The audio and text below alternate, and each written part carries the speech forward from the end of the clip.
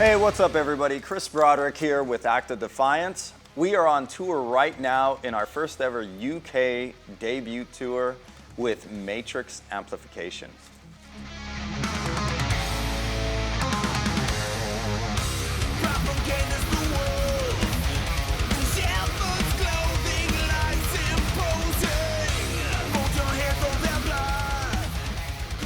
So, my guitars that I use on tour are my Chris Broderick Signature Series Jackson Soloist. In the US, I have my USA Custom Selects, and for our first tour here in Europe, I decided to run with my Proline Signature Series just because I wanted people to see me playing them and for people to know that a guitar that you can get around $800 can do as well as anything you would need on the stage. So some of the cool features are the asymmetrical body. This helps keep the neck up. I hate it when necks drop towards the floor, you know, and you're trying to hold on to the neck to be able to play it at the same time. It's annoying to me. It's got my specifically special designed DiMarzio pickups in there and Floyd tremolos. You can also now get them in a hardtail. They're awesome guitars, whether you get the Proline or the USA.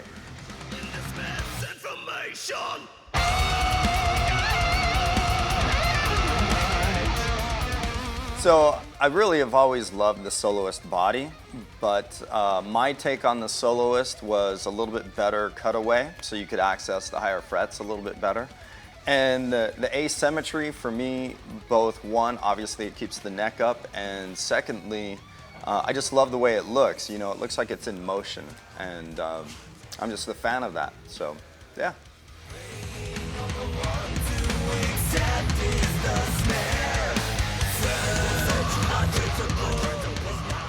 Yeah, when I tour and actually record, I pretty much go through one rig, which is my Signature Series guitars, straight into Fractal XL, and then out of that into my Matrix GT1000fx, and out of that into the Matrix FR12P, which is the passives, which I tend to prefer mainly for one reason, because it's two less cords you have to plug in.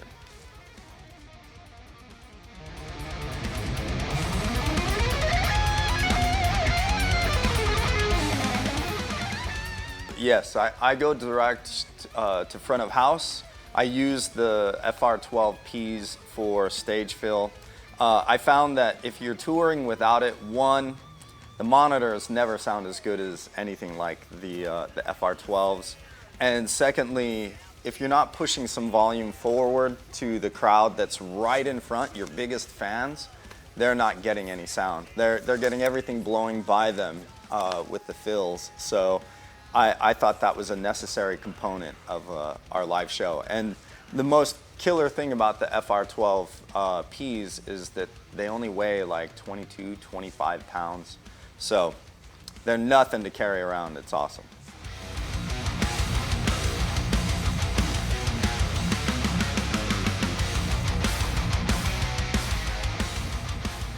So I use a few different amps and cab blocks in the Fractal. My rhythm is composed of a model of an Angle Savage. I think it's number 19 in the Fractal list. And it goes to I think a really traditional V30 Marshall cabinet in their factory user setup. So it's not even a special cabinet that I've built in their cab lab or anything like that, even though I do have them. For my lead, I tend to love to go to the Friedman HBE amp model. And I do have some hybrid cabinets for that you can get in some of the Fractal cab packs. But unfortunately, I don't remember the exact names right now. And then also I have a really killer clean tone that was actually a tone match of the acoustic guitar that I recorded for Old Scars New Wounds. And I just love that clean tone, it's great.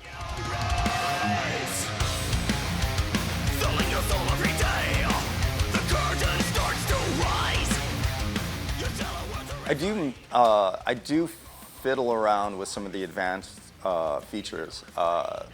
it just depends on whether I'm getting the tone I want or not.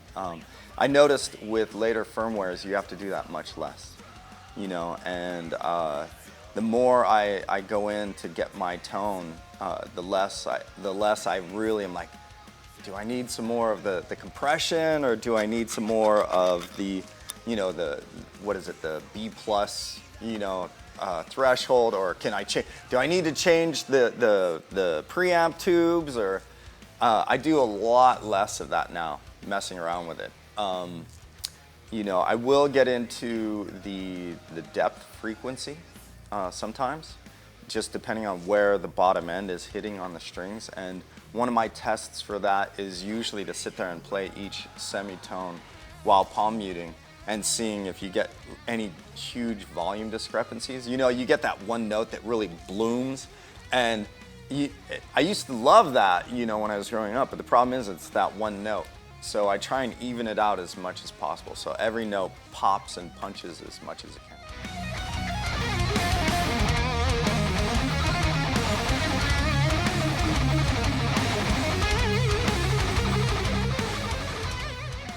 You know what's funny is I first met Andy probably about 6 years ago, and he was nice enough to bring me one of the early GT1000fx power amps, and he brought it to a Metal Masters show I was doing, where I was playing with I think Phil Anselmo and you know, Charlie Benante and all these other great players, and I needed a power amp for live, and he brought it to me there to try out, and he handed it to me, and it was like, you know, it had no weight. It was like, I mean, what are they, 3.5 pounds now or something for 1,000 watts? And that to me is unbelievable. And in today's day and age, you know, where you're touring on a budget and you're loading your own gear and stuff like that, convenience is everything. Anything that can make it easier on the road is better. And these power amps sound phenomenal, and they have punch, and, you know, I love them. So I've used the GT1000fx for a long time. Only recently have I stumbled on the FR12Ps, and that's because I've been searching for a long time for a full range speaker that could do what it does, which is, you know, be light and convenient to move around, and yet loud enough and sound authentic enough to, you know, make me want to use it as a guitar rig. So it's awesome. It's great gear. It's the kind of gear that's awesome because you almost forget about it. It's so reliable. It just works, and there, you're done.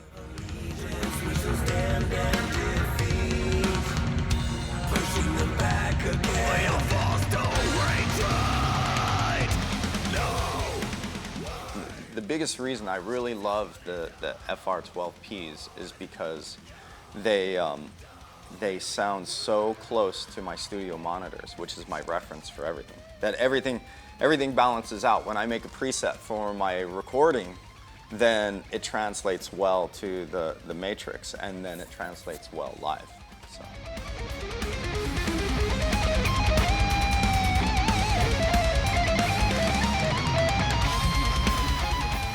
One, because it's for the two of them that I run in stereo on stage, I don't have to plug in the power cord on each side, and I love the sound of the GT1000fx as my power amp source.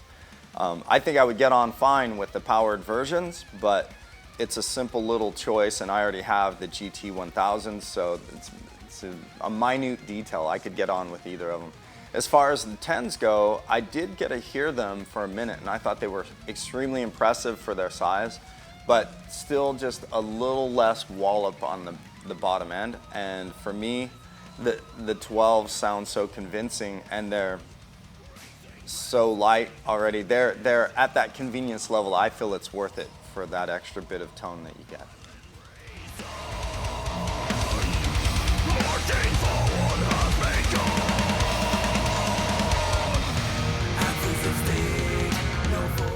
Well, there would have been, except for the FR12 passives. Like, so I've tried a lot of different full range speaker systems, and most of them just did not sound authentic. They didn't sound either real or they didn't have that punch and attack that you need from a cabinet.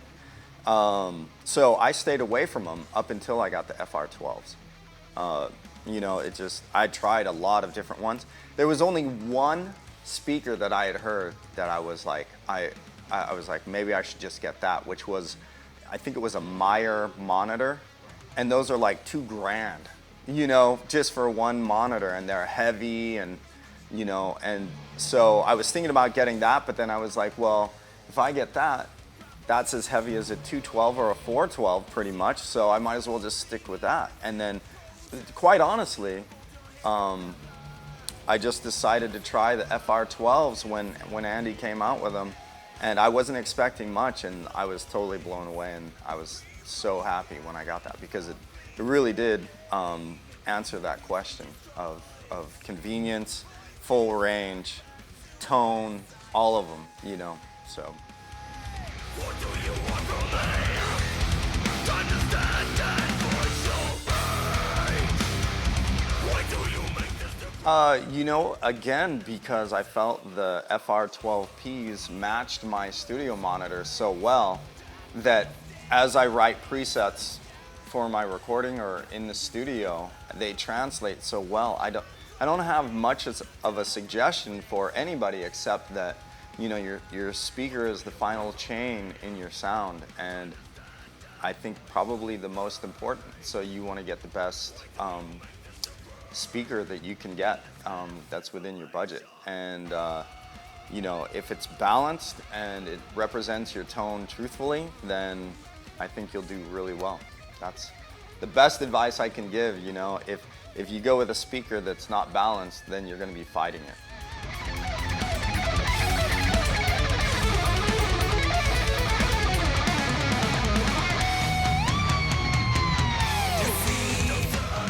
So I developed my pick clip was merely a means of me being able to hang on to my pick while I would do the two-handed tapping stuff that I mess around with. And you know, it was through a lot of years of experimentation where I would, you know, I tried a regular thumb pick, and just the pick angle and the pick material and all of that was never right on those things. And, you know, so I started trying to shape the tip, and that didn't work, and I would bend them and that wouldn't work. And so I started clipping them off and then super gluing the picks that I liked to them.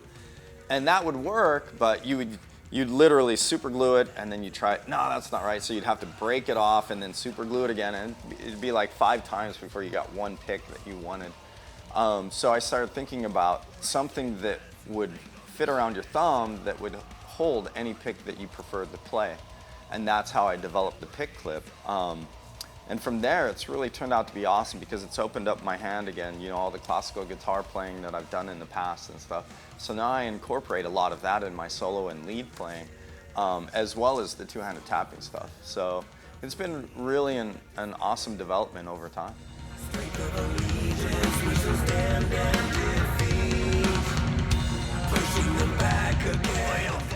I love playing each one because they are all different, and that's what makes the album really strong, is because it has different, you know, variety in it.